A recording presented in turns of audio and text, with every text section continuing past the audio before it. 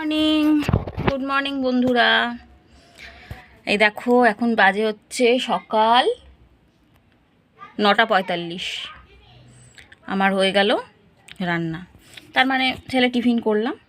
এই ছোট্ট হাঁড়িতে একটু ভাত করেছি, দেখো কেন কি ছেলে টিফিন নেবে যাচ্ছে, কিন্তু দেখেছো তোমরা আগেই যে আমার ভাতটা বাইরেই রান্না করি। আর আজকে কিচ্ছু না, এই দেখো শুকনো শুকনো করে আলু পটলের তরকারি আর একটু ঝোল ঝোল করে ডিম কষা, দেখতেই পাচ্ছ। হ্যাঁ, রাজুও কাজে যাবে, তাই রাজুর টিফিনটাও বেড়ে রেখেছি একেবারে। এই পটল আলুর তরকারি আর ডিম কষা, এটা রাজুর আর মায়ের আর আমার খাবার দুপুরে। রাত্রে তো আমাকে রান্না করতেই হবে, কালকে রাতে ছোলার ডাল করেছিলাম।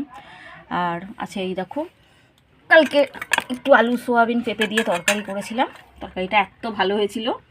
ছেলে সকালে টিফিন করে গেল পরোটা দিয়ে, আর আমিও খেয়ে নেবো।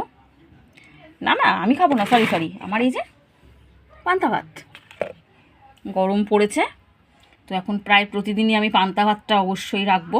না মানে প্রতিদিন বললে ভুল হবে, আমি একটু কাঁচা নুনটা খাওয়া পছন্দ করি না, তাই পান্তা ভাতটা রোজ হবে না। বাট যেদিনই থাকবে, হয় ছেলে নয় আমি, আমার ছেলেরও কিন্তু ভীষণ ফেভারিট পান্তা ভাত, ও খেতে খুব ভালোবাসে। তো আজকে এই পর্যন্তই মনে হচ্ছে।